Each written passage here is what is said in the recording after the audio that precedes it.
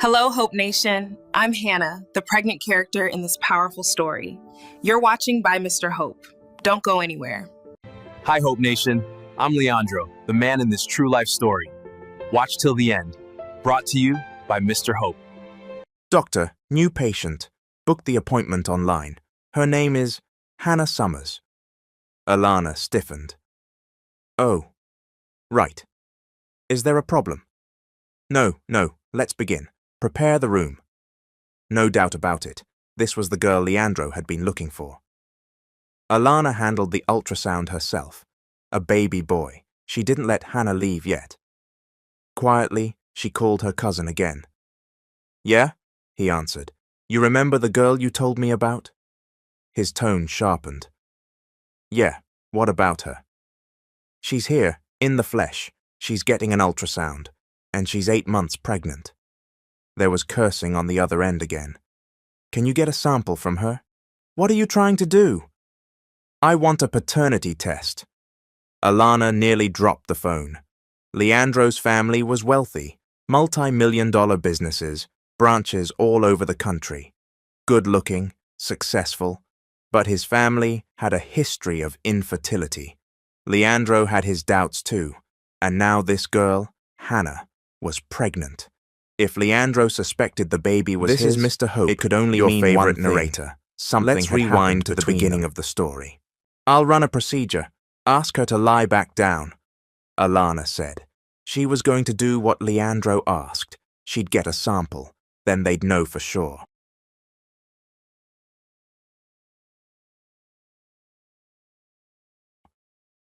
What now? You can't even give me a single dollar? I barely come home and now you're going to turn me down again, shouted Gino, Hannah's older brother, as soon as he arrived at their house. What are you talking about, Gino? You know I don't play favorites. I love all of you equally, their mother replied. Gino let out a sarcastic grin. Oh, really? Then come on, give me $1,000. I barely visit anyway.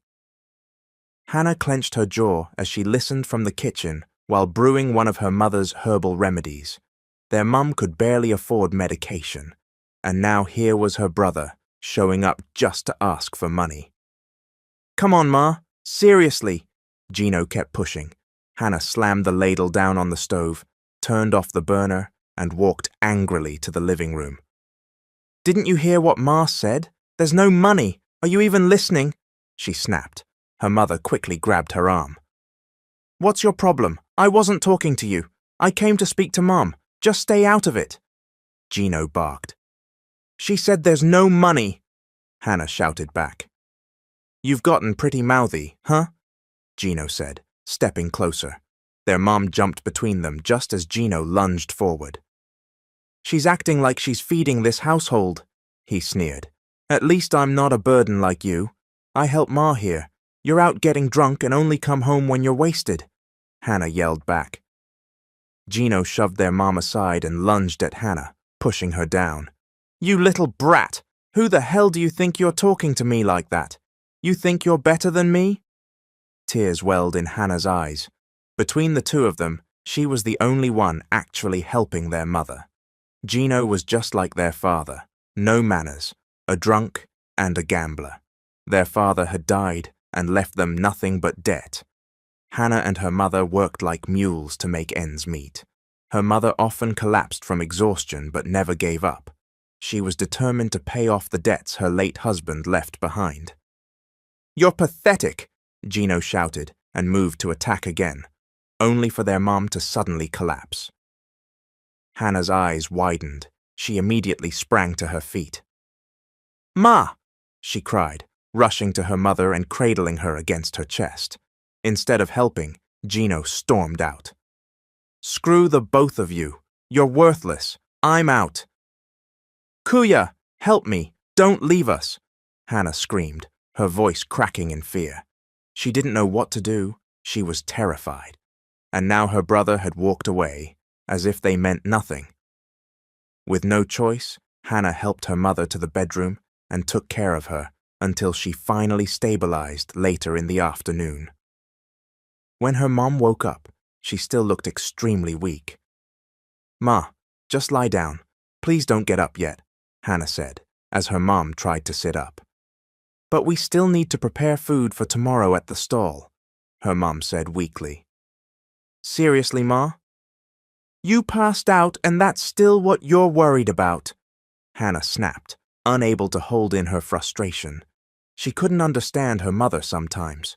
Friends had told her mother to leave her father years ago, but she didn't, and Hannah would have completely understood if she had. He had no job, gambled, drank, and abused her. If her mother had left, Hannah wouldn't have blamed her. But instead, her mom clung to the image of a perfect family, pretending everything was fine. What are you saying? I'm okay. I just got tired. That's why I collapsed, her mother said. Please stop arguing with your brother. It only stresses me more. Please, Ma, Hannah begged, trying to stop her mum from getting out of bed. But her mum brushed her hand away and tried to rise again. Ma! Hannah raised her voice. Her mum froze at the sharp tone. Just listen to me for once, please. Don't be so stubborn. You think this is funny? You think we can work non-stop and still manage to pay off all of Dad's debts? That's never going to happen. Her mother went silent.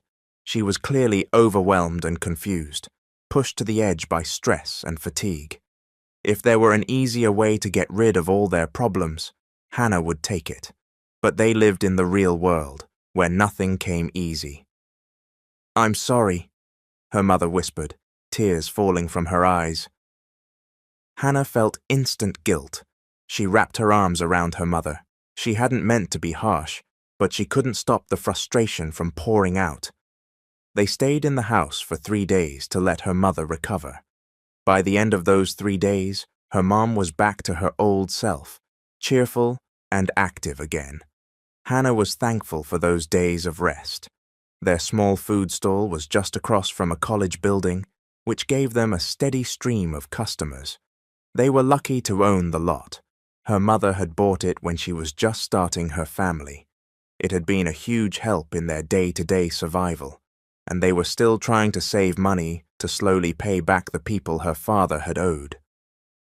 The sun was bright, but students continued to flock to their stall for lunch. Hannah busied herself serving their famous noodles that the students loved. Here's your change. Thank you, she said to a student who had just paid. Then she walked over to her mum to help with the prep for the next dish, chicken stew for lunch. I already chopped everything, Ma, she said, handing over a tray of ingredients. Thanks. Could you help that customer who just arrived? Her mum said, nodding toward the entrance. Hannah quickly made her way to the table where a group of students had just sat down. What can I get you guys? She asked with a smile. The students ordered excitedly, and even though she was exhausted, Hannah kept serving with a cheerful attitude. The customers were their lifeline. By 3:30 p.m., they were completely worn out. Hannah looked at her mother, who had been standing all day. Ma, please sit down. I'll take care of the rest. Are you sure? Her mum asked. Yes, Ma. Go ahead. I've got this. Her mum gave in, and Hannah put on an apron and took over washing the dishes. A few minutes later, her mum went outside, probably to greet another customer. Their stall stayed open until 9:30 p.m., and even as they were preparing to close, more customers kept pouring in. Hannah sighed. If only they could get a break, if not for herself, at least for her sickly mum. If she could just find another job, her mum wouldn't have to work so hard at the stall anymore, but leaving her alone to manage it would be even worse. When are you going to pay up? She froze at the sound of the angry voice outside. I'm really sorry, sir. We just don't have anything right now. I promise we'll double the payment next time, came her mother's voice. That meant her mum was talking to one of her father's lenders. Hannah dropped the dishes and stepped outside. She saw a large man smoking in front of her mum, flanked by 2 others. You always say that, Mum. Do you know how long your husband has owed us? And now we're back and you're saying the same thing again? The man crossed his arms, clearly losing his patience. I'm really sorry. I promise we'll double it next time. We just haven't recovered yet after the pandemic, her mum said. What if we start charging interest again? The man threatened. Be grateful we let you pay it in installments at all. After everything your husband did, now you're trying to wiggle out of it? Why don't you just sell us your food stall? He suggested. Her mother shook her head. Number. This is how we survive day to day. I can't give this up. That was when Hannah finally spoke. My mom doesn't want to sell. Why do you keep pushing us? That debt wasn't ours. We never benefited from it, so don't expect us to pay something we didn't use. The man's brow furrowed. This brat your daughter? He asked angrily. Hannah glared at him. Everything she said was true. Her father had racked up that debt, and the principal amount had already been paid. They were now paying off the growing interest, money these loan sharks were bleeding them dry with. I'm really sorry, her mother said again, and turned to Hannah. Go back inside. I'll handle this. But Hannah didn't move. Her mum was sick, and there was no way she was letting her face these abusers alone. I may be the daughter of a good-for-nothing, but I have every right to stand up to this. You're not going to bully us, Hannah said firmly. The heavy-set man smirked. Here's the deal. If you don't pay within a year, there will be consequences, he said, pointing at both of them. Hannah pulled out her phone and hit record. The man's eyes widened when he realized she'd been recording the entire exchange. Go ahead. Try to mess with us. I can send this to a cop my mom knows, she warned. And you don't even have a business permit. Let's see what happens if I report you. The man clenched his fists, jaw tight, but he didn't make a move. He knew he was cornered. They didn't return the next day. Yes, it was still a debt, but someday Hannah would put an end to their connection to those awful people. She would pay it all off, on her own terms. She woke up early to the sound of something from the living room. It was only 6 a.m., and she and her mum usually woke at 7 to make up for the exhaustion from the day before. She got up and went to the living room to check what it was, only to find her mother collapsed on the floor, blood pooling underneath her. Ma! Ma! She cried, rushing to lift her mother and rest her against her chest. Wake up! What's happening? She sobbed, completely panicked. A few frantic moments passed before she remembered to call her mother's friend. She was shaking with fear, but she managed to place the call. They rushed her mum to the hospital. Hannah prayed the entire ride there, desperate to make it in time. Relief washed over her when the doctor finally told her her mother was stable. She had fainted from extreme stress and fatigue. But the peace didn't last long. The doctor's next words shattered her. Your mother's tuberculosis is advanced, and she also has stage 4 cancer. Hannah stood frozen, unable to process what she had just heard. Her mother had hidden it. She didn't know when it had started. Her world collapsed around her. She walked into her mother's hospital room in tears. Her mom was awake, smiling faintly. A kind neighbor sat beside her, helping out while Hannah wasn't there. Ma! Hannah choked as she rushed forward and hugged her tightly. Her mother looked at her in confusion until she realized the reason for her daughter's reaction. Why didn't you tell me? Why didn't you say anything? Hannah asked through sobs. You could have told me. You didn't have to face this alone. Her mother gently ran her fingers through Hannah's hair. I'm sorry. I just thought it wouldn't help to tell you. You'd only worry more, and I didn't want to burden you with my illness. You've already suffered enough because of my bad choices. If only I had listened, she whispered. If only I'd left your father sooner. Maybe we could have started over. Hannah shook her head, tears falling freely. You didn't do anything wrong, Ma. You just loved. That's not a crime. We're human. We can't control who we love. She buried her face into her mother's shoulder and cried harder. They didn't reopen the food stall after that. Every day in the hospital, her mother asked about it, how it was doing, how the business was going. But Hannah couldn't bring herself to tell her there was no time or energy to run it. If anything happens to me, her mom had said one night, sell the stall and the house too. Go wherever you want, buy what you want, see beautiful places, be happy, honey. Hannah clenched her jaw. Don't say that, Ma. You're going to get better. I know you will. And when you do, we'll travel. We'll save up and see all the places we've dreamed of. You said you wanted to try on a traditional hanbok, like in those Korean historical dramas we watch. We'll go to Jeju Island. We'll take pictures. We'll visit all those places we saw on TV. A weak but sincere smile spread across her mum's face. Her body was frail, but she nodded slowly. Yes, baby. We'll go together. We'll wear hanbok and take photos. We'll see Korea together. Her mother was a huge fan of Korean dramas. Back when they had the food stall, the TV was always on, playing whatever show her mom was watching. They had dinner together that night while watching one of their favorites on Hannah's phone. She'd saved it offline, knowing how much her mom loved it. That night, her mother requested they watch it again together. They practically had it memorized from watching so many times. Hannah found the lines cheesy by now, but to her mother, it was still the most beautiful show in the world. I'm getting sleepy, her mom murmured before the episode even finished. You sure? Her mom nodded.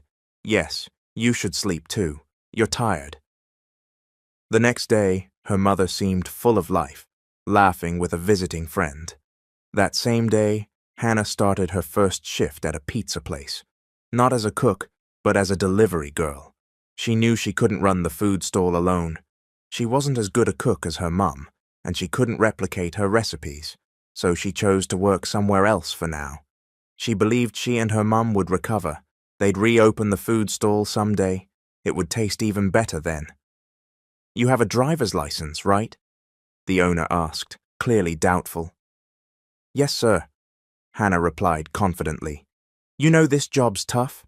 You think you can keep up with the guys? Delivery isn't for everyone. Most girls don't last. I can do it. I'm fast and capable. I used to deliver for our own food stall. I'm used to this, she said with a smile. Fine, go ahead and start now, the owner said, tossing her the keys to a scooter. She caught them, grabbed a helmet from the front, and got to work. Compared to working at the stall, being a delivery girl was even more exhausting. She was always racing the clock to avoid customer complaints. It was 8 p.m., and she still had one more order left, for a customer at a private club. She entered after telling the bouncer she had a delivery for someone in the VIP room. He let her through quickly. She rushed down the hall and stopped in front of the room. Delivery for? She began, but froze when she saw who was inside. They froze too, recognizing her immediately. Wait, you're Hannah Summers, a woman said with a smirk. Hannah forced a small smile. Yeah. The group burst into laughter. One of the guys walked over, grinning. So you're a delivery girl now, huh? Still poor after all these years? She clenched her fists. They were her high school classmates, the bullies who had made her life miserable back then. Is your food stall still alive? One girl sneered. It's been a while. Why'd you transfer schools so suddenly back then? Were you avoiding us? Come on, we were just messing around, said another, clinging to her arm as if they were close friends. Hannah pulled her arm away and said quietly, I'll just collect the payment. The man in front of her grinned. Can't we just get this one for free? I mean, we go way back, don't we? She stared at him. Sorry, it's not mine to give away. He suddenly laughed. I'm kidding. I'll pay. Unlike you, I'm not broke. He flicked the box of pizza with a finger. She didn't respond. He pulled out his wallet, took out a $40 bill, and tossed it into the air. It landed on the floor. She had to pick it up. The group burst into laughter, mocking her as she bent down. She felt so small, so humiliated. All she could do was whisper, Thanks, before turning to leave. Still single, Hannah? One guy called out. Want me to hook you up with a friend of mine? Rich guy. Could change your life. Yeah, Maybe you'll get lucky, one of the girls added, laughing. Hannah swallowed hard, lowered her gaze and muttered, "I'm leaving." She didn't wait for another word. She walked out, holding back her tears until she reached her scooter. Then she let them fall. She hadn't seen those people in years. After everything she'd been through, this was what she came back to. She wiped her tears, started the scooter, and sped off into the night. After her shift, she headed straight home to grab some things for her and her mum, planning to return to the hospital. She packed their clothes into a bag, but paused when she noticed a box beneath their folded clothes. She pulled it out and opened it. Dozens of letters spilled into view. She had read them all before, but every time she opened that box, she couldn't help but read them again. "Dear Princess, smile a little, will you? You're too cold. Here, chocolates. Don't forget to brush your teeth right after, okay?" She smiled. To this day, she still didn't know who had written those letters, but they'd been a source of joy during high school. Someone had sent them secretly, along with little gifts, and she had slowly fallen for that anonymous admirer. No one had ever made her feel that way. As she was lost in the memories, her phone rang. She looked down and saw the name of her mom's friend, who was still at the hospital. She picked up immediately. "Yes, I'm on my way. I just stopped by the house to grab some things for Mom. Don't worry, I'll be—" "Hannah, your mum, she's gone." The words hit her like a freight train. She froze. Her ears heard it, but her heart refused to believe. Her mother was really gone. "Stay strong, sweetheart. You can get through this. Keep praying. God won't abandon you," said her mother's friend, gently holding her by the shoulder as they stood by the grave. "All of this has a reason. He wouldn't give you a burden you can't handle." Hannah stood silently, staring at her mother's freshly covered grave. Rain began to pour, as if the sky was mourning with her. There were a few acquaintances at the burial, but no relatives from her mother's side. She didn't know if they had chosen not to come, or if they had never really accepted her mother because she was born out of wedlock. It hurt to think her mother had been abandoned even in death. "Thank you for everything you've done," Hannah whispered through tears. "My mom was so grateful to you when she was still alive. I wouldn't have known what to do without you." "You're like family to me," her mom's friend said. "Your mother and I have been friends for years. If you ever need anything, don't hesitate."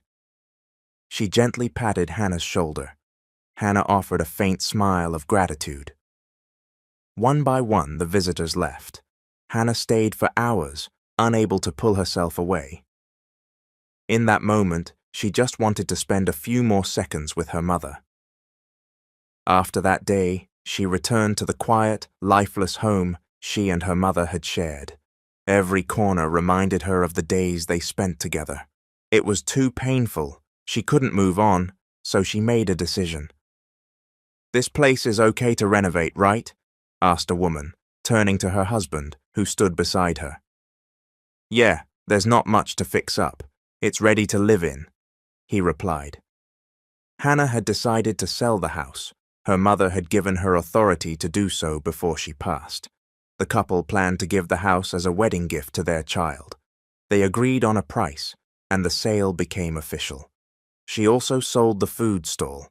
It had attracted plenty of buyers, thanks to its prime location near the college. Everything was finalized quickly. "Open this door!" Gino shouted one afternoon, suddenly appearing outside. He had clearly found out about the sale. "You selfish brat! I'm Mom's child too. I have a right to that money. Give it to me," he yelled. But there was nothing he could do. Their mother hadn't mentioned him in her will, and even if she had, Hannah had no intention of handing over the money her mother had worked so hard to earn, only for her brother to blow it all away. "Change your ways first, then maybe we wouldn't have a problem," she shouted from inside. She didn't want to hoard the money, but if giving it to her brother meant throwing it away, she'd rather keep it. "You're greedy. I always knew you wanted everything to yourself. Pretending to be the helpful daughter, but you've got your own agenda. Gino shouted. She didn't answer. The door was locked, and she had no plans of opening it. "If I see you again, I swear I'll kill you, you greedy animal!" he screamed from outside. Her heart pounded at the threat, but she had to stay strong. She would make sure their mother's money was used wisely. In her heart, she didn't feel entitled to it, even if her mother had entrusted it to her. She left the house right after. Her father's debt wasn't worth paying back, not with its outrageous, inhumane interest rates. She went to a place by the coast. Her mother had always dreamed of living by the sea. With some of the money, Hannah bought a small house and lot near the water. She deposited the rest into the bank, swearing not to touch it. She planned to save and eventually buy back their old food stall. Someday she'd reopen it and run it herself when she was ready. She moved from place to place until she finally found a quiet apartment to stay in. "Good thing I beat them to it," she murmured to herself as she looked around her modest new home. This was her new beginning. "I promise, Mom, I'll live peacefully now. No more stress. I'll eat well and take care of myself. Wherever you are, I hope you can see this. I'm trying to get up after losing you. I'm trying to be happy, even though you're gone," she whispered, her voice trembling. She fought the tears back. She didn't want her mum to see her hurting anymore. She wanted her mum to be happy, watching from above. "Thank you for everything, Mum," she said with a bitter smile, looking around her new space. Just like before, she went back to work as a pizza delivery girl at the same branch where she had previously worked. She kept doing the same job, but now she also had a side hustle at a small diner, where she washed dishes every morning before her delivery shift in the evening. "What's this? Is this my order? I said ham and cheese. I don't want Hawaiian. Are you stupid? Can't you understand a simple request?" snapped a woman as she opened the door to her condo unit. It wasn't Hannah's fault. Someone from the store had packed the wrong order, but she was the one facing the brunt of it. "I'm really sorry. I'll have it replaced," she said, just as the woman dropped the pizza box to the floor. 2 slices fell out, while the rest stayed in the box. There was no way she could bring that back to the store. "I'm not paying for that. I'm starving. But forget it. I'll just order somewhere else. Your pizza's cheap anyway. I regret even giving you a chance," the woman sneered, hands on her hips. Hannah swallowed, unsure of what to do. The woman slammed the door shut. She picked up the box and the fallen slices, tossing them into the trash on her way down. She sighed deeply as she walked away from that stressful scene. It wasn't the first time she'd been treated badly by customers. She had come to accept it as part of the job. Some people just lacked basic decency. She'd admit it. Part of it was her fault too. If she had double-checked the order, maybe that wouldn't have happened. But it was too late now. She walked to the gutter near her parked scooter and sat down. She opened the pizza box. There were still plenty of slices left. Since the cost would be docked from her pay anyway, she might as well eat it. "Not bad. Actually better than ham and cheese," she muttered to herself. "It's still a round pizza, still food." She was starving. "Come on, just eat what's in front of you. I had dried fish and sardines for lunch. She's so picky," she mumbled while chewing. Rich people really did act differently when they were hungry. Maybe she's new money. That would explain the attitude, she thought. "Lord, I'm buying a lottery ticket tomorrow. Please let me win. I'll buy that woman's condo just to get back at her," she muttered while stuffing a huge slice of pizza into her mouth. "This is delicious. She's just high maintenance." She pointed at the building across from her, as if addressing the rude woman from earlier. "You know how hard it is to get through traffic in the city just to deliver your stupid pizza? You brat!" She knocked on her chest as she started to choke on her food. "Lord, why'd you hit me with karma so fast? Give some to that lady too," she cried out loud while pointing again at the condo. Suddenly, a car horn blared behind her. "Son of a—" she yelled, startled, scrambling to the side to let the car pass. Meanwhile, Leandro Andromado sat in the back of the luxury vehicle, glancing at his watch. The car honked again. He caught a glimpse of a woman sitting on the curb, wearing a helmet and holding a pizza box in one hand. She got up and walked away quickly. She hadn't even found a proper place to eat. His phone rang, flashing Cassie's name on the screen. He answered. "Babe, the pizza just arrived, but the dumb delivery rider brought the wrong one. I wanted ham and cheese, but I got Hawaiian. Can you believe it? I was craving that," Cassie complained. "Can you order it for me, please?" Her voice turned sweet. "Okay, anything else?" he asked. "Pizza and you." She giggled. He hung up, his eyes remaining cold. He didn't feel any spark with Cassie. She was demanding and self-centered. Everything had to go her way. But he had no choice. They were engaged. It had been a fixed arrangement for business reasons. No love involved, just contracts. "Call another store, get her pizza," he instructed his driver. "Noted, sir," the driver replied. Leandro got out of the car and glanced back at the girl who had just scarfed down the pizza. She climbed onto a scooter labeled with the pizza company's name. "She's a delivery girl," he muttered. He watched as she sped off carelessly down the road. He shook his head.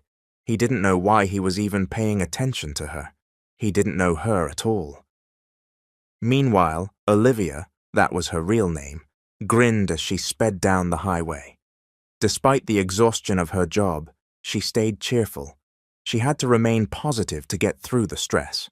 That was the only way she could keep going. "Hey, you can't eat here. If the boss catches you, you're screwed," shouted the master baker, kicking the box she was sitting on. She was eating her dinner. There was a canteen available, and they were supposed to eat there, but she was in a hurry. She still had a delivery after her meal, and the canteen was too far. It would waste time. "Just this once, please. Let it go," she pleaded. "If I'm late for my delivery, it'll affect you too, since you're the manager." She grinned. The master baker, Kuya Andoi, was also the manager. He had 2 roles, and that made him extremely busy. "You're seriously crazy. Hurry up or I'll sock you," he grumbled. "Oops, break time first." She had no choice but to leave and continue what she was doing.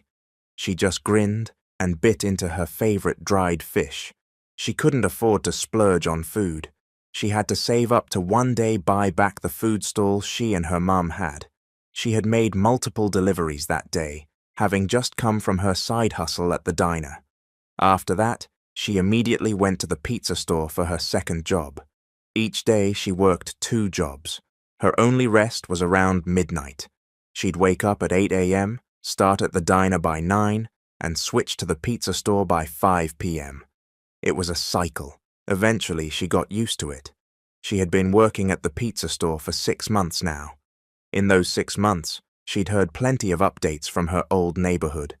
The loan shark her father had borrowed from had been arrested. Her brother was jailed for theft. She had once hoped he'd change, but he hadn't. She had been so angry at him for leeching off their mother, for always bringing them trouble. But now all she felt was sadness. He was still her brother, still family, and nothing could change that. All she wanted was for him to turn his life around, to live a better one. "Lord, please let me get lucky today. Please no more rude customers," she muttered while riding her scooter down the highway. She was heading to a condo for a delivery. The problem, it was the same unit where the woman had insulted her before. She had thought about rejecting the order, but she didn't want to risk trouble. If she turned it down, her manager might find out, and that would only bring her more problems. She arrived at the building and took a deep breath before ringing the doorbell. She waited. Moments later, someone opened the door, but before she could react, a hand clamped a cloth over her mouth. As she inhaled whatever was on the cloth, her body weakened instantly. Her knees buckled, and she lost all sensation. "Don't you want to get out of marrying Leandro? This is our chance. Your chance to escape that engagement." said a man's voice. Cassie's voice followed. Look, he made it happen. Something happened between them. Hannah stirred slightly at the sound of their voices. She wanted to get up, but the room was still spinning. Yes, but I didn't think your plan would go this far. How did you even get that CCTV footage of you covering her mouth? The woman asked, panicked. What are we going to do now? You'll go to jail if this gets out. You know Leandro's more powerful than we are. I didn't want to marry him either. But not like this, Cassie said. He's already here. We go through with it. Tomorrow Leandro will wake up and see her. She's pregnant. There'll be pictures. You'll have an excuse to break up with him. I'll handle the rest. I'll send it to the media. His name will be ruined.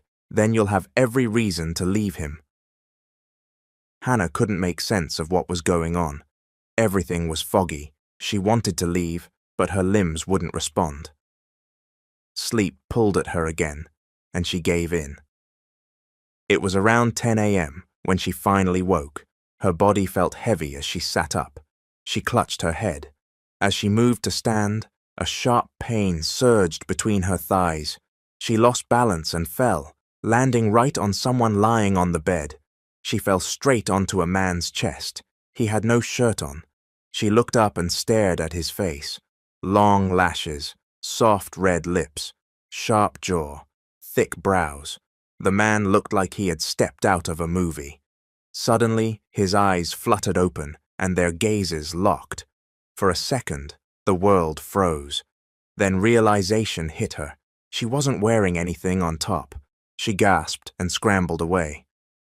Don't go, his deep voice echoed as he gently held her wrist. His voice matched his striking looks. Let me go, she said, avoiding his eyes. He didn't release her. She looked at him again and saw the softness in his eyes. She didn't understand it. He still didn't let go. Ah! She shouted, biting his hand, forcing him to release her. She quickly grabbed a shirt and slipped it on. But then she froze. There was blood on the bedsheet. Her eyes widened. Something really did happen between them. He had taken her virginity. She turned to him, angry, only to see him staring at her blankly. Then, what is the meaning of this? A familiar voice shrieked. Cassie burst into the room, eyes darting between her and the man on the bed. Leandro, what the hell is this? Explain yourself, she cried. So his name was Leandro, and judging by Cassie's reaction, they were clearly a couple. What is this nonsense? You disgusting bastard, Cassie shouted, rushing to slap Leandro. Hannah didn't wait. She bolted out of the room, clutching her clothes tightly around her. She ran down the hallway in a daze and pressed the elevator button. When she got to the parking lot, she grabbed her chest. Everything was spinning. Just yesterday, everything felt normal. And now she was involved with strangers. The worst part, something had happened between her and Leandro. She clutched her head, flashes of the moment she blacked out flooding her mind. Someone had covered her mouth with a cloth. She hadn't wanted this. She hadn't chosen this. She didn't know how she ended up here. A few moments later, she climbed on her scooter and sped away. Meanwhile, Leandro sat on the couch, stunned. How could you do this to me, Leandro? I gave you everything. I know it was a fixed marriage, but I took it seriously. I hoped maybe, just maybe, you'd love me too. And now I find you in bed with another woman? Cassie cried, completely hysterical. I'm sorry, he said, rubbing his temples. I'll investigate what happened. Cassie laughed bitterly. No thanks, I'm breaking up with you. I'm done. I'm not even going to argue about it. She kept crying. He didn't try to stop her. He didn't know how it all happened either. He had just woken up in that situation. Cassie grabbed her designer bags, heels, and 2 suitcases, then stormed out of the condo. Outside, Cassie was smiling. Finally, she was free. Her boyfriend Kevin's plan had worked. Kevin was more attractive than Leandro. Rich, popular, and head over heels for her. She had once obsessed over Leandro, but he never showed real interest. Eventually, she got bored. Unlike Kevin, he was romantic and amazing in bed. He loved her. Kevin wasn't exactly handsome, but plenty of women still chased after him. That's what mattered to her. Cassie liked being spoiled. She was a brat who was used to getting what she wanted, and Leandro never gave her that. 3 days later, news broke. Cassie Lambert had ended her engagement with business tycoon Leandro Andramado. The source? Cassie's new boyfriend, Kevin. Reports said Cassie had caught Leandro in bed with another woman. "We'll take care of this immediately, sir. That article came from an unverified publisher," Leandro's private investigator reported. "I'll double your fee. Just get it taken down. If they don't, tell them I'll sue," Leandro replied. "Understood, sir. We'll prioritize removing the article. Then we'll look into the woman from that night." Number. "Do it the other way around," Leandro said coldly. "I want full information on that woman first. Her address, her background, everything." "Got it. We'll handle that immediately." Leandro ended the call. In truth, he cared more about the girl than the scandal. He set down his glass of wine and stared out at the skyline from his office. He was thankful the breakup with Cassie had been easy. No mess, no drama. Just done. "Excuse me, sir. Cassie's parents are here," his secretary informed him. "Let them in," he said with his hands in his pockets. Moments later, Cassie's enraged parents entered the room. "I trusted you," her father shouted. "You said you'd take care of my daughter. I supported your relationship. And now I find out you cheated on her? She doesn't deserve this." His wife held on to him tightly. "My poor baby. She hoped you'd love her. Good thing she didn't marry you. She would have suffered." Leandro didn't say a word. He let them vent. He knew he had made a mistake, but to him, it was better this way. Better to end things early than continue a lie. Cassie's parents left in tears. He downed the rest of his drink and turned back toward the city view. But his mind stayed on one person, the woman from that night. Her face wouldn't leave him. His chest tightened every time he remembered her. "Hey, I'll take care of the rest. You're done with your 5 trays of dough," said Kuya Andoy, the manager, gesturing for Olivia to leave. She gave a small smile, knowing he'd scold her if she insisted on staying. "What the hell, Uncle? Why are you so soft on her just because she's pregnant?" Trixie, the owner's daughter, snapped as she walked in.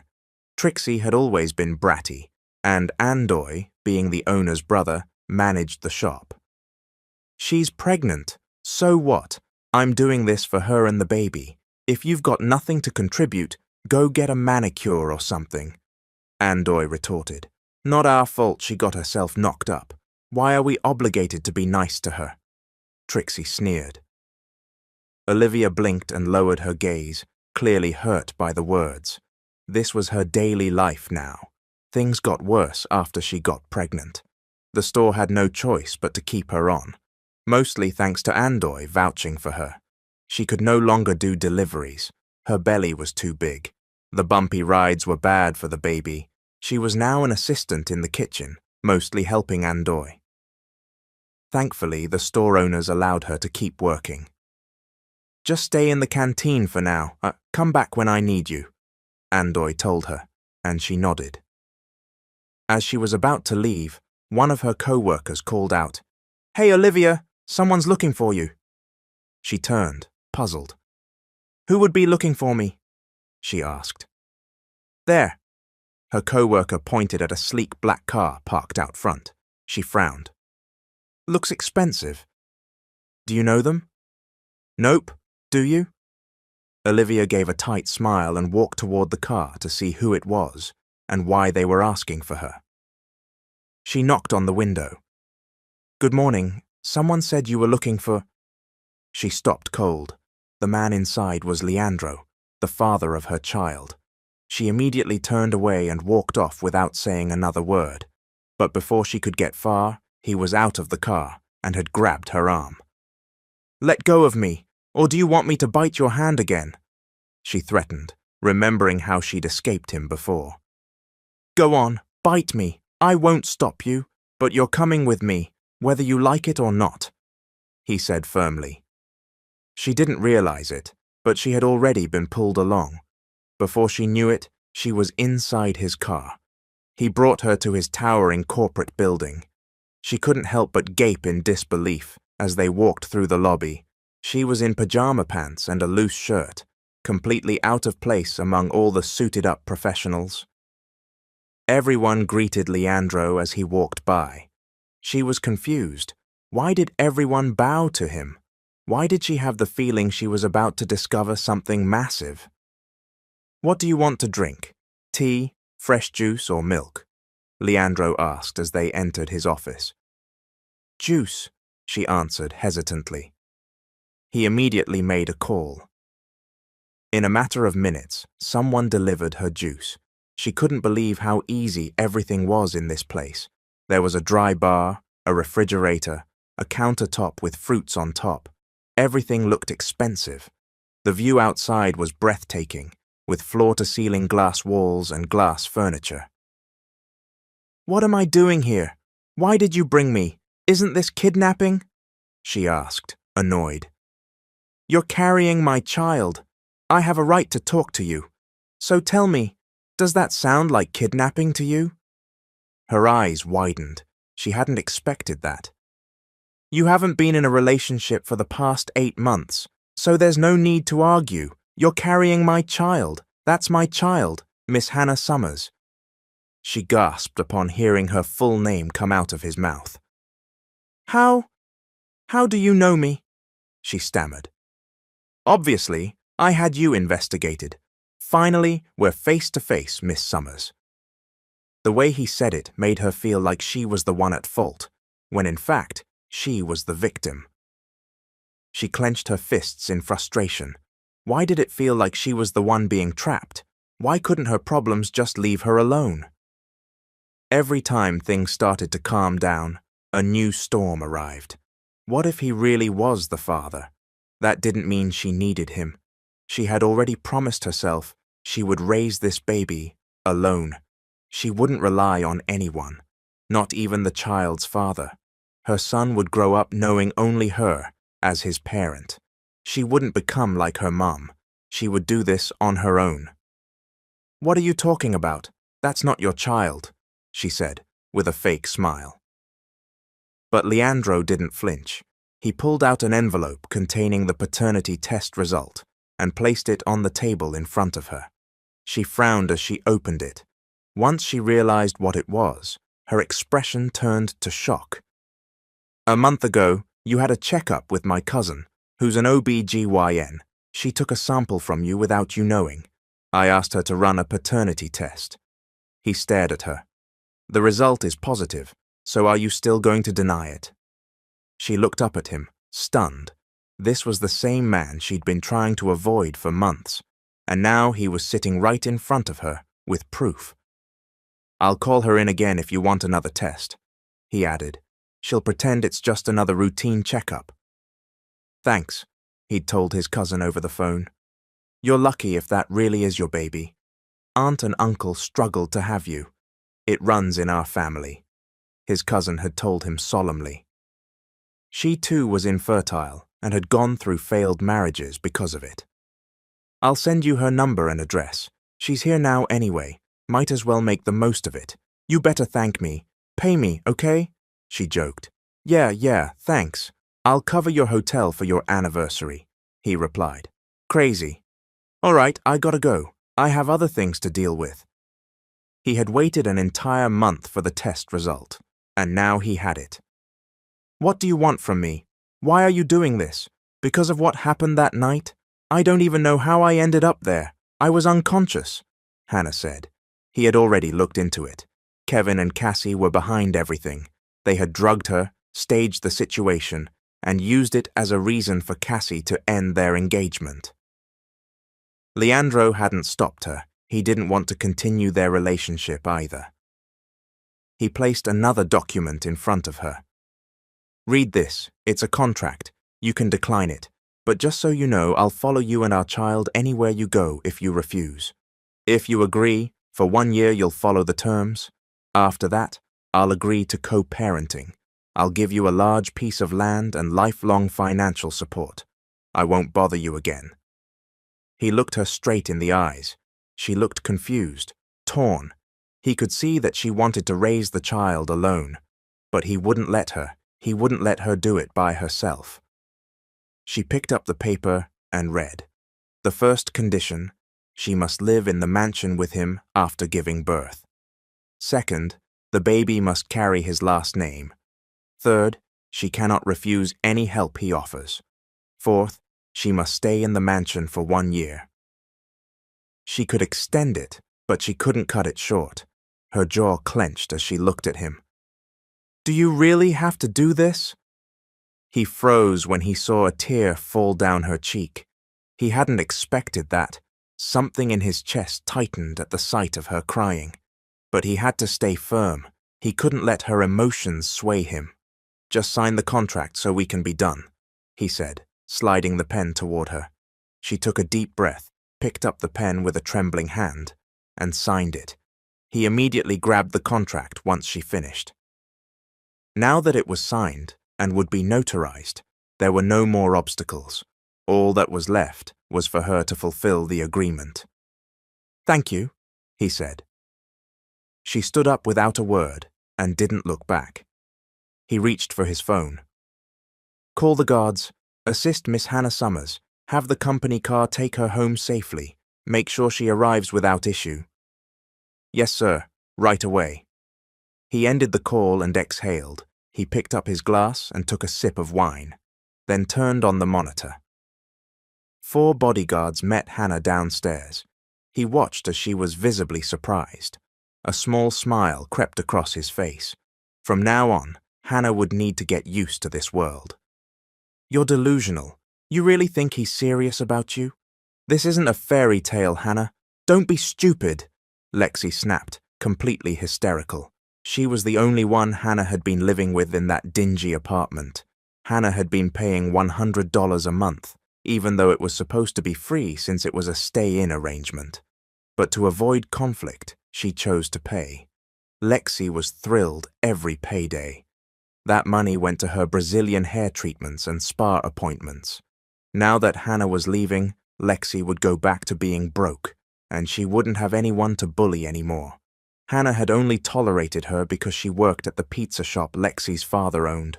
She had no choice. She needed to save up. But now she had to move to Leandro's mansion. That was part of the contract. She was going to fulfill it. Not for herself, but for her child. Her child had the right to this. Leandro was the father, and nothing would change that, no matter how many times she turned the world upside down. "What now?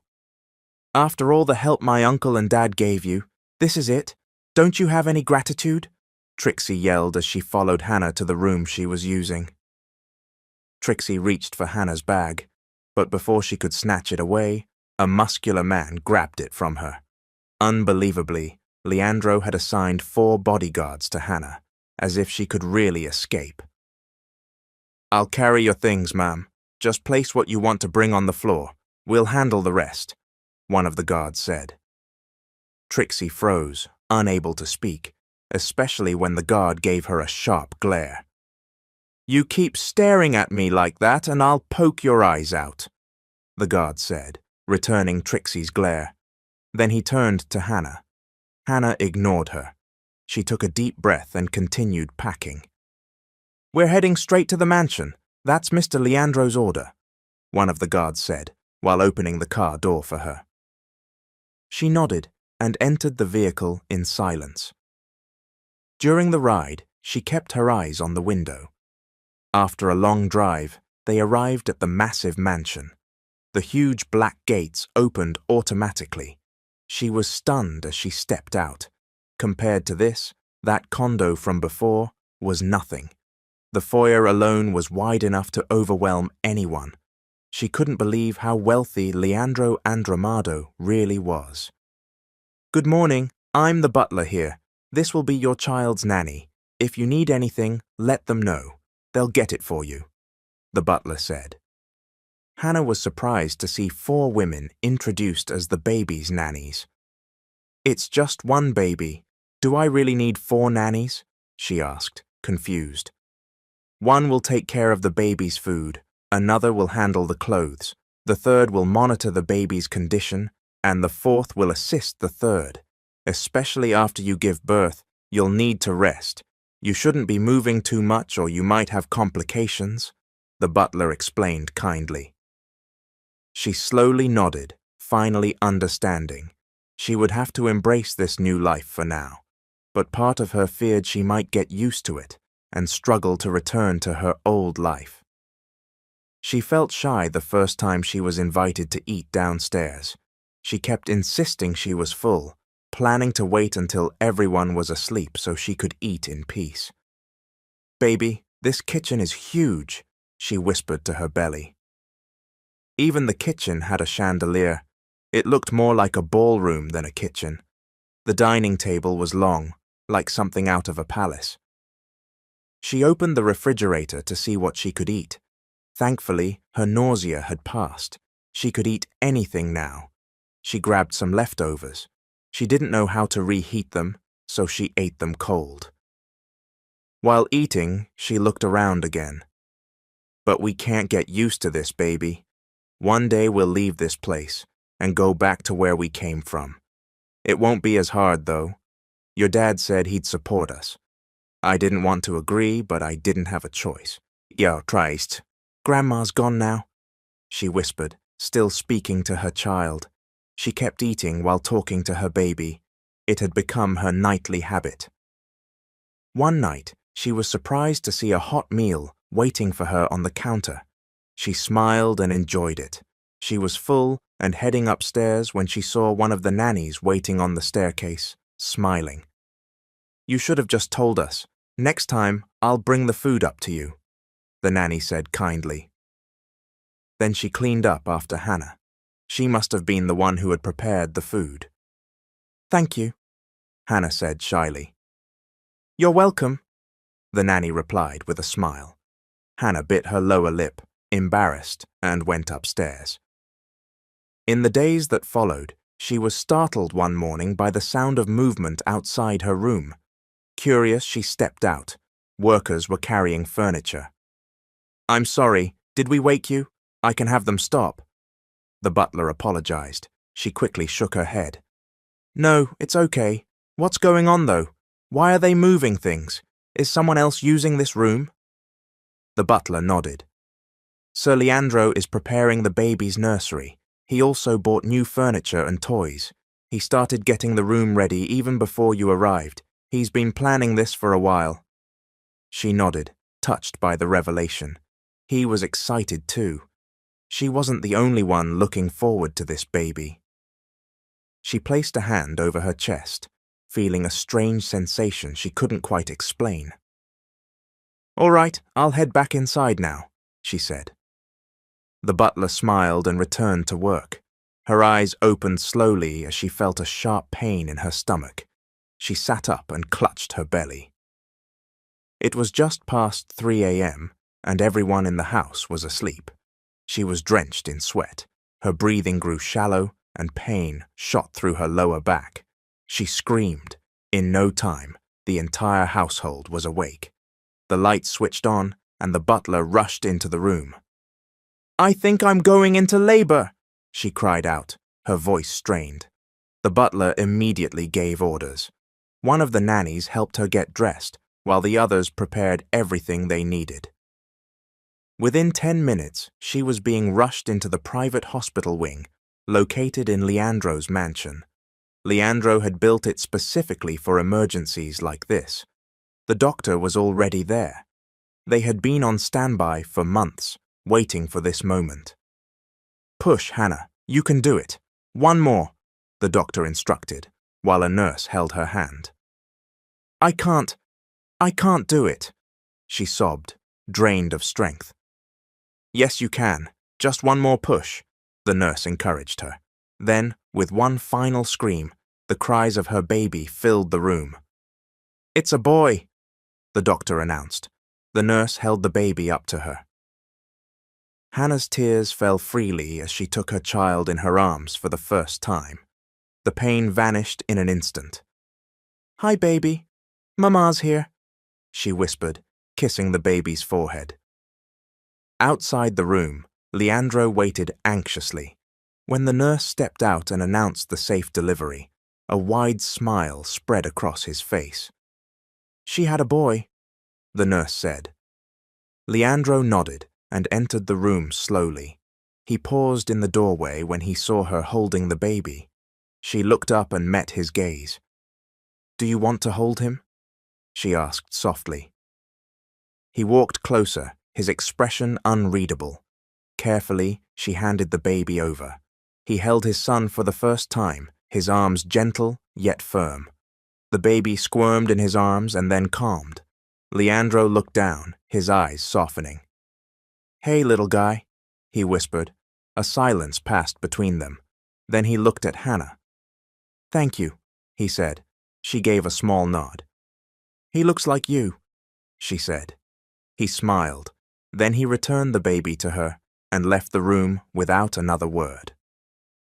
From that day on, the mansion became livelier. The baby's laughter echoed through the halls.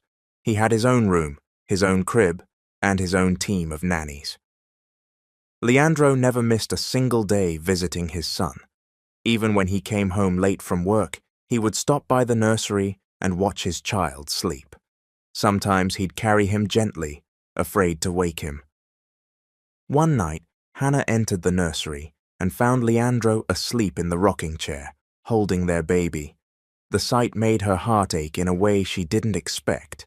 She turned and walked away, quietly, leaving them undisturbed. But that night, she couldn't sleep. She lay awake, thinking about Leandro, about the baby, about everything. And for the first time in a long time, she wondered, could she really leave after a year? "Don't worry, I'm not staying long. I'm just here to see the baby," Trixie said as she stepped into the mansion, still as entitled as ever. She walked through the foyer like she owned the place, carrying 2 large shopping bags filled with designer baby clothes and toys. Leandro wasn't home, but the butler had no choice but to let her in. She was, after all, the daughter of the pizza store owner who once employed Hannah. She headed straight to the nursery, where Hannah sat on the floor, playing with her baby. Trixie's eyes narrowed slightly, but she forced a smile. "Oh, he's cute," she said, peeking into the crib. Hannah simply looked at her and nodded. "Thanks," Trixie smirked. "You're really making the most of this, huh?" Hannah said nothing. Living in a mansion, having nannies, eating gourmet food, must be nice, Trixie added. Hannah remained quiet. She had no intention of explaining herself to someone who didn't matter. "I brought gifts," Trixie said, placing the bags on the floor. "But don't get used to this life. You'll be leaving soon, won't you, once the contract's over?" Hannah stood up and faced her. "That's none of your business." Trixie laughed. "Oh, come on. We all know Leandro's just being nice. Once this is over, you're out. And your baby, he'll stay here. That's the truth, right?" The words stung more than Hannah wanted to admit. "You should be thankful. He gave you everything. A house, money, medical care, even that fancy crib." "I never asked for any of this," Hannah replied, her voice low. "And I'm not taking anything that's not meant for me." Trixie rolled her eyes. "Whatever, just don't act like you belong here." With that, she left the room. Hannah sat back down and pulled her baby close. "I don't care what she says," she whispered. "We're okay, right? As long as we're together." That night, Leandro came home late again. He found Hannah asleep in the nursery chair, the baby resting peacefully in her arms. He stood there quietly, watching them both. The next morning, Hannah woke up to find a note beside her bed. "Come with me today. Bring the baby. Leandro." She frowned but got ready anyway. They rode together in silence. When they arrived at the destination, Hannah looked out the car window in shock. It was a school, a prestigious academy known for only admitting children from elite families. Leandro carried the baby in his arms. "This place takes early applications," he said. She followed behind him, stunned, as they entered the administrative office. "I want to reserve a spot for my son," he told the director. "He'll start preschool here when he's of age. I'm paying in advance." Hannah's mouth dropped. The director beamed. "Of course, Mr. Andromado. We'd be honored." After they left, she finally found her voice. "You don't have to do all this." "I want to," he replied simply. Back at the mansion, she stayed quiet for the rest of the day. That night, she walked into the nursery and found the baby sleeping. But Leandro wasn't there. She returned to her room, only to find him sitting on the balcony. "I was looking for you," she said softly. He turned around. "Can't sleep?" She nodded. He gestured to the empty seat beside him. She sat down. For a moment, neither of them spoke. Then she finally asked, "Why are you doing all this? The school, the nursery, the contract. Why?" He looked at her, his expression unreadable. "Because he's my son, and because I made a mistake once. I'm trying not to make another." She looked away, not knowing what to say. He stood up and walked back inside, leaving her alone on the balcony, heart pounding in her chest. "Don't leave your laundry lying around," said one of the maids the next morning, frustrated as she picked up Hannah's clothes from the hallway. "I'm sorry," Hannah said quietly, taking the pile from her. She hadn't meant to leave a mess. She had just been in a rush to change the baby and must have dropped some things without noticing. The maid turned away without another word. Later that day, Leandro returned home early. He found Hannah in the garden with their baby, trying to get him to nap under the shade of a tree. He stood there for a while, watching her rock the baby gently, humming softly. She hadn't noticed him yet. He slowly walked over and sat down on the bench beside her. "Everything okay?" he asked. She nodded. "I've been meaning to ask you," he said after a pause. "What do you plan to do after a year, when the contract's up?"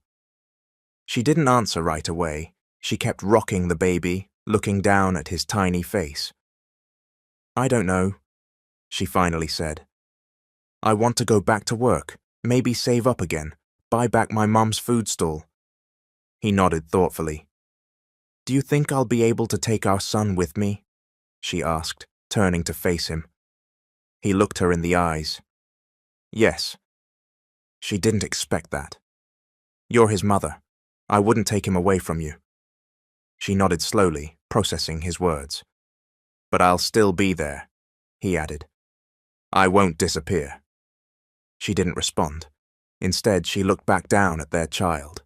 The baby yawned, eyes fluttering closed. Leandro stood up.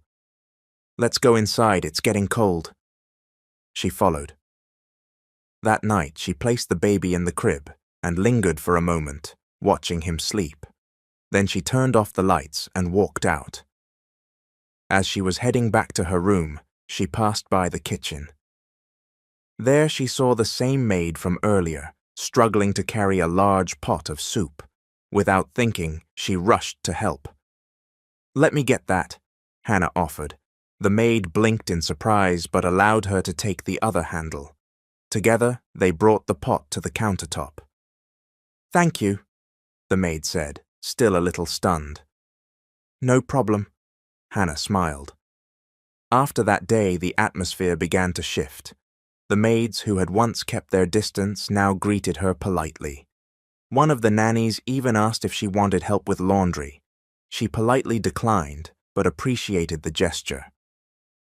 A few days later, she found a small package outside her door. Inside was a brand new set of kitchen tools, professional grade. There was a note attached. "Saw your old ones were worn out. Thought you might like these. L." She smiled. She hadn't cooked in a while, but maybe soon she would. "Why did you bring me here?" Hannah asked, looking around the quiet lot surrounded by trees and soft wind. It was peaceful, clean, calm. Leandro stood beside her, hands in his pockets, watching her carefully. "I'm giving you this land," he said. She turned to him in shock. "What?" "It's yours now. It's titled in your name." Her mouth fell open slightly. "Why would you do that?" "You said you wanted to buy your mum's food stall back. Build your own place someday. This is where you can do it." She looked around again, overwhelmed. "This is too much," she whispered. "I promised in the contract, didn't I? After 1 year, I'd give you a piece of land and financial support. I keep my promises." She didn't know what to say. The gesture was too generous, too much for someone like her. She looked down at the baby in her arms. "Thank you," she said quietly. He nodded. They stood in silence for a moment, the baby gurgling softly. Later, back at the mansion, Hannah sat in the nursery while her son played with his toys. She looked around, taking everything in. She only had a few more weeks left before the 1-year contract ended. She should have been happy, excited, but her chest felt heavy. She didn't want to admit it, but she wasn't sure she was ready to leave. The mansion had become her home. The staff had become her friends. And Leandro? She shook her head and stood up. She couldn't let herself think that way. That night she prepared dinner. She cooked dishes from her mother's old recipes, flavors from her childhood. When Leandro arrived, the aroma filled the house. "What's this?" he asked, surprised to see the table already set. "I cooked," she said simply. He sat down and took a bite. "This is incredible," he said. She smiled. They ate together in silence, exchanging only a few words, but the moment felt warm, normal. Afterward, she washed the dishes while he played with their son in the living room. For a while, it felt like they were a family. The next day, she woke early and went out to the garden. She sat on the bench and stared at the sky. She needed clarity. She didn't want to make a mistake. She didn't want to assume anything. She had made peace with leaving, but if he asked her to stay, would she? "Are you sure you don't want me to take you?" Leandro asked as he watched Hannah buckle the baby into the car seat. "No need. The driver will bring me." "You have work," she replied, not meeting his eyes. He nodded, though his jaw clenched slightly. The baby cooed as she secured the strap. She smiled at her son, brushing a hand over his soft hair. It was her last checkup before the baby's vaccination schedule began. She wanted to ensure everything was fine before they moved out. Just a few days remained in the 1-year contract. After that, she would leave the mansion, and Leandro. The ride to the clinic was quiet. The driver tried making small talk, but Hannah kept her answers short. She was too deep in thought. At the clinic, the pediatrician checked the baby thoroughly.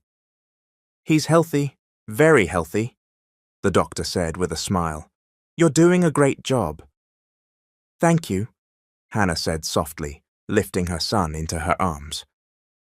As she turned to leave, she noticed someone sitting across the hallway. Cassie. Hannah froze for a second. Cassie stood up, her arms crossed and her eyes as sharp as ever. "You look comfortable," Cassie sneered. "Living the dream? Playing house with Leandro?" Hannah tightened her grip on the baby but said nothing. Cassie stepped closer. "You think you've won, huh? Just because you got pregnant and trapped him?" "I didn't trap anyone," Hannah replied quietly. Cassie let out a bitter laugh. "Oh, please, that baby, your golden ticket. I don't want his money," Hannah said firmly. "I'm leaving in a few days." Cassie raised an eyebrow. "Really? That's your plan?" "I don't owe you anything," Hannah said, walking past her. Cassie didn't follow, but her voice echoed down the hall. "He'll never love you. Don't forget that." Hannah didn't stop walking. She reached the car, heart pounding. She held her baby close and whispered, It's okay, baby. We're leaving soon. We'll be fine. Back at the mansion, Leandro noticed her silence. Is everything okay? He asked that night as she tucked the baby into the crib. She nodded, avoiding his gaze, but her voice gave her away. I saw Cassie today, she said. He frowned. Where? At the clinic. He stayed quiet. She said things, Hannah added, but it doesn't matter. I'm leaving anyway. He took a step closer. You don't have to. Her eyes widened. You could stay, he said. If you wanted. She looked at him, searching for the meaning behind his words. Why? He didn't answer right away. Then he said, Because I want you to. Her heart raced. But the contract. Forget the contract. A silence fell between them. He reached out, gently taking her hand. Stay. She didn't know what to say, so she just stood there, her hand in his, heart trembling. She slowly pulled her hand away from his. I'll think about it, she said softly, not daring to look him in the eye. He didn't force her, he just nodded, even though he clearly wanted a different answer. She walked past him, retreating to her room. That night, she lay awake, staring at the ceiling. Her baby slept soundly beside her, breathing gently. Her mind was anything but calm. Leandro had asked her to stay, not because of the contract, not because of obligation, but because he wanted her to. What did that mean? Did it mean what she hoped it meant? Or was he just doing it for the child? She couldn't ask. She couldn't risk hearing the answer if it wasn't what she wanted. She had learned to build walls. She had learned to guard her heart. But now those walls were starting to crack. She turned her head to the side and watched her baby sleep. She placed a gentle kiss on his forehead. I'll do what's best for you, she whispered, even if it hurts me.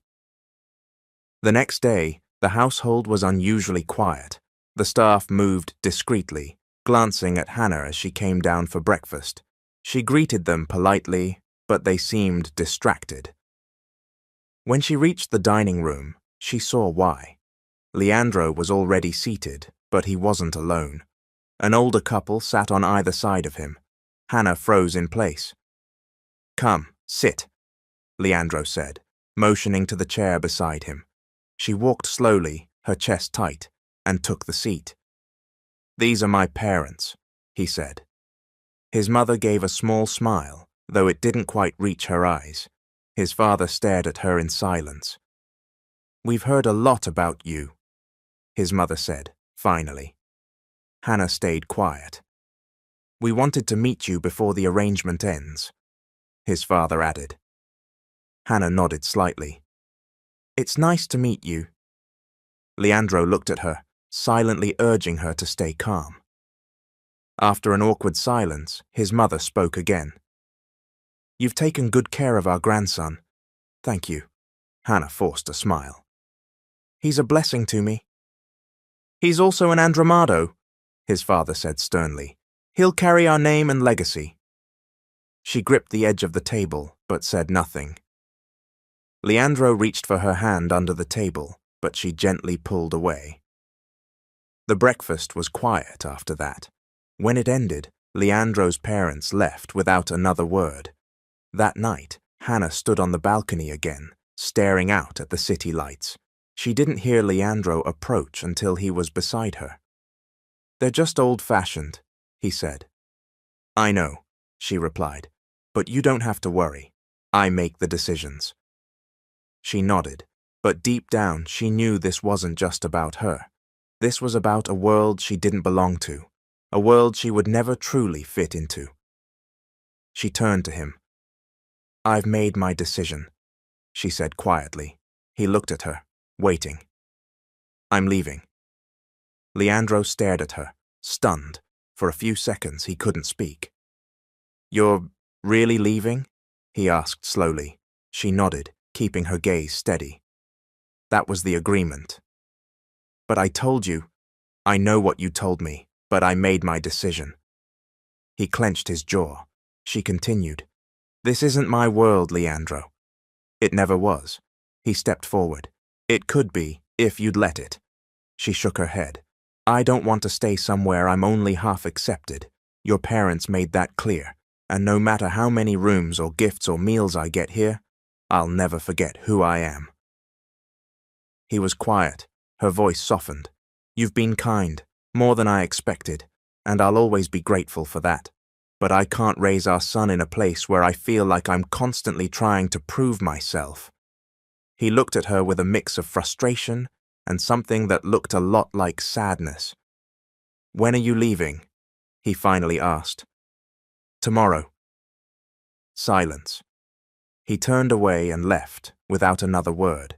She stayed on the balcony, hugging her arms to her chest.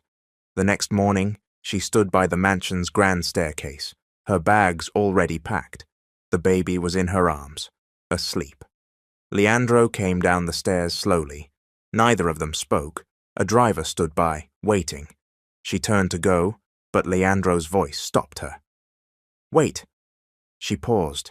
He stepped closer and placed a small box in her hand. She looked at him, confused. It's not jewelry, he said.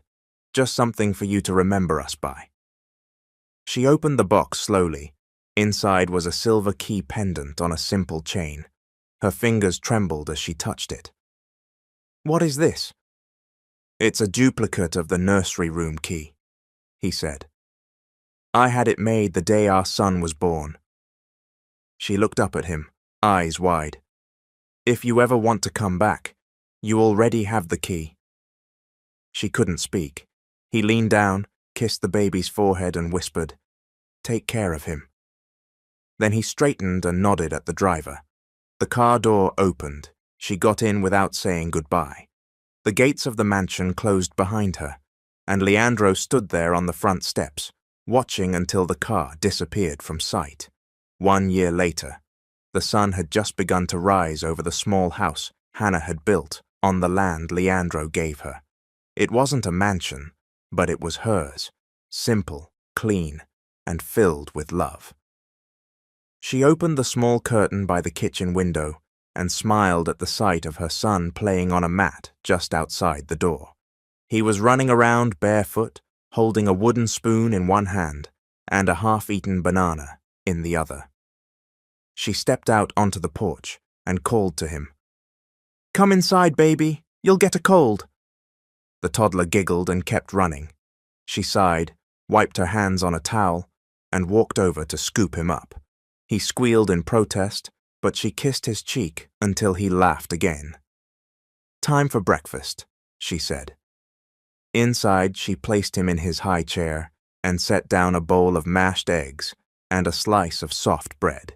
He ate happily, swinging his legs. She sat across from him, sipping coffee and watching him closely.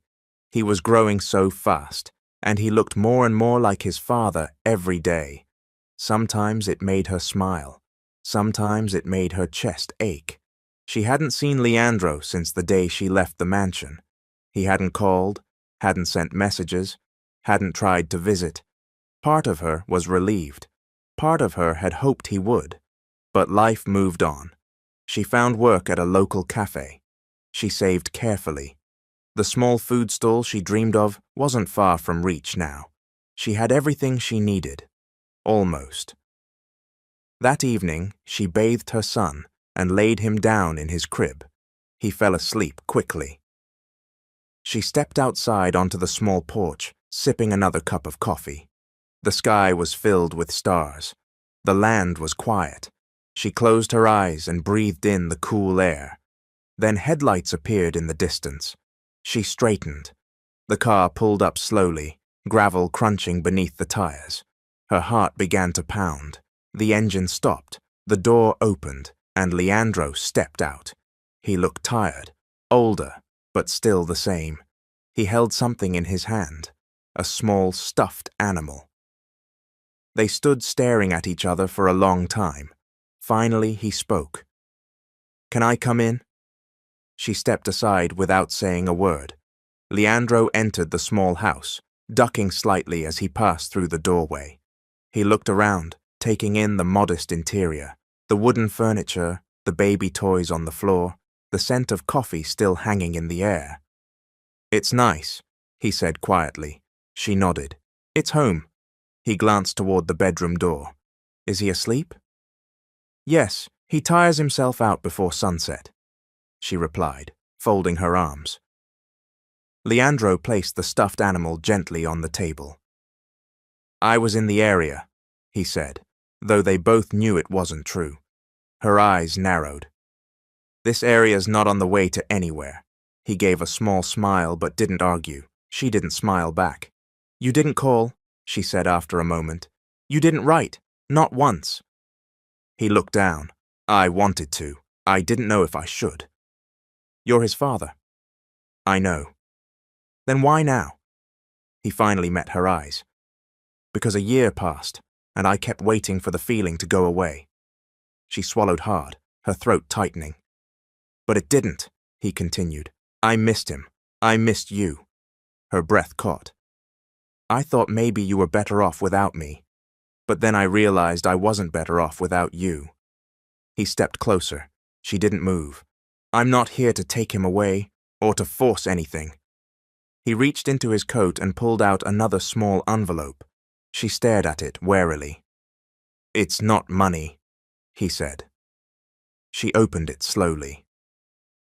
Inside was a birth certificate, her son's. She scanned the document. Her eyes widened when she saw it. She had listed the baby under her last name when she left, but now the document bore both their last names, legally registered, notarized, and complete.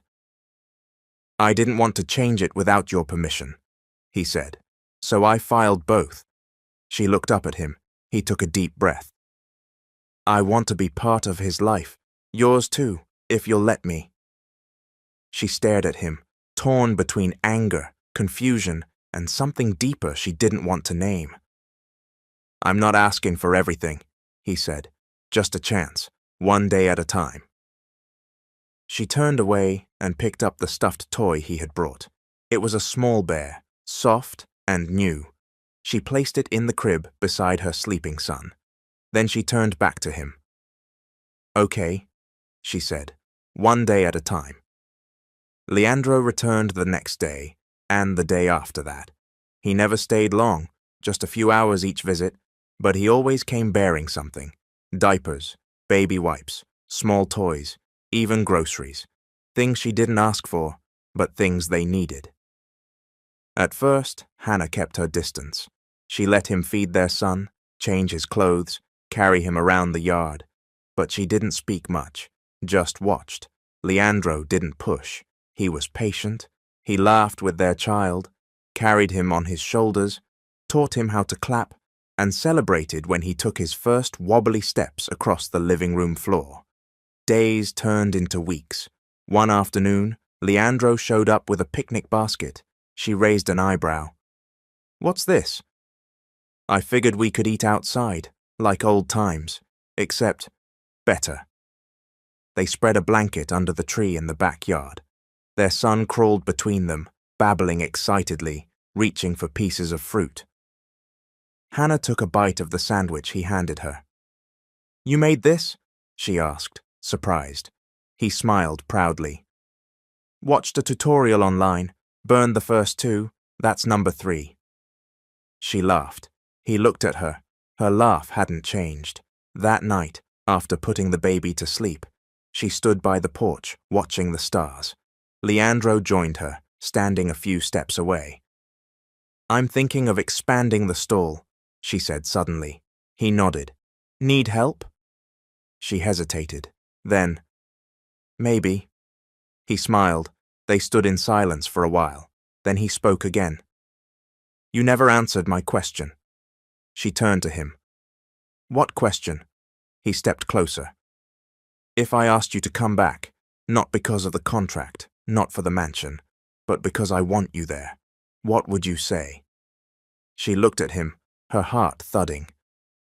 I don't want a contract, she said softly. I don't want to be an obligation.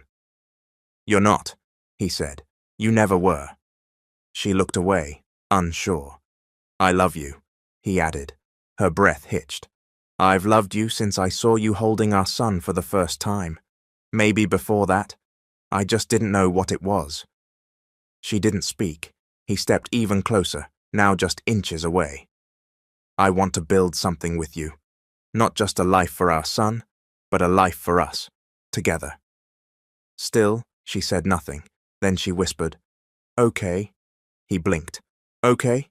She nodded, eyes welling. One day at a time. He pulled her into his arms, and this time, she didn't pull away. Did you enjoy the story? If yes, drop me a comment below. I am your friend, Mr. Hope, your narrator. I love you all, especially those of who comment often. Until we meet again, take care. He pulled her into his arms.